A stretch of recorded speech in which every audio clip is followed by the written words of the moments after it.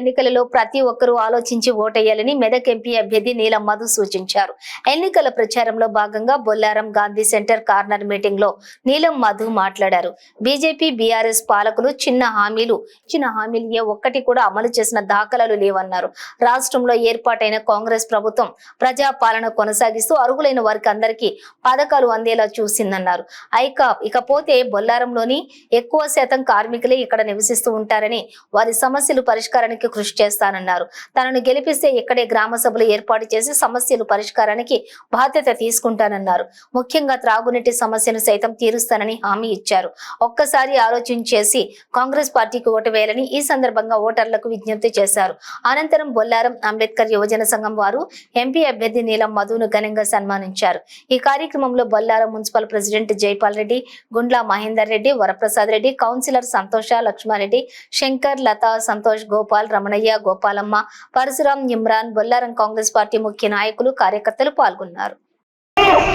Congress party ఆ తర్వాత రెండోసారి పెద్దలు ఉత్తమ్ కుమార్ రెడ్డి గారు మంత్రిగా ఉన్నప్పుడు రెండోసారి 1500 మందికి 1700 మంది దాకా పేద ప్రజలందరికీ పట్టాలు ఇచ్చినటువంటి చరిత్ర ఏదైనా ఉందంటే కాంగ్రెస్ పార్టీని రేపు ఇదే సంవత్సరంలో ఏ వెంకటరామరెడ్డి తీసుకొచ్చి స్థానిక టీఆర్ఎస్ నాయకులు ఏం చెప్తారండి ప్రజలందరికీ?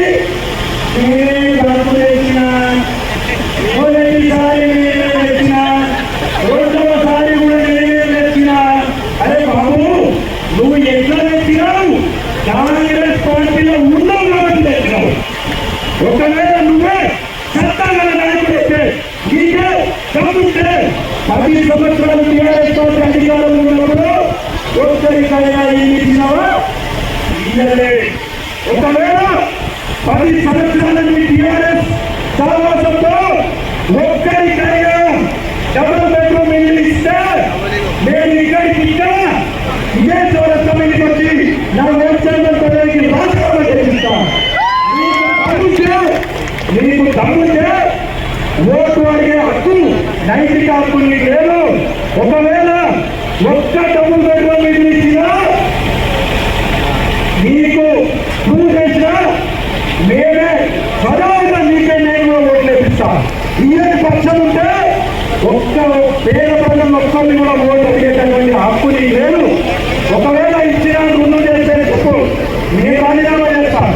ఇయ్యకపోతే తప్పంటే నువ్వు రాజీనామా చేయి. చైర్మన్ పదవికి 10 సంవత్సరాలు నీ ఎదురైన గొప్పతనం ఏముంటున్నారు. టీఆర్ఎస్ పార్టీ వాళ్ళకు ఏమాత్రం నైతిక హక్కు లేదు.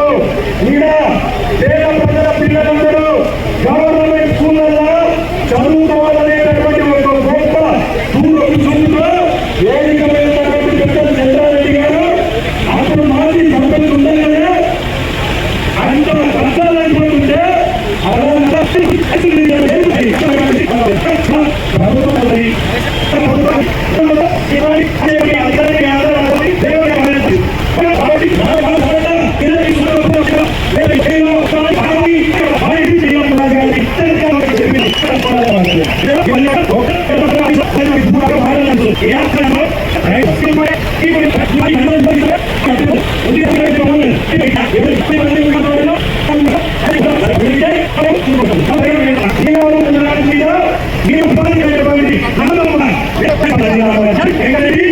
మీరు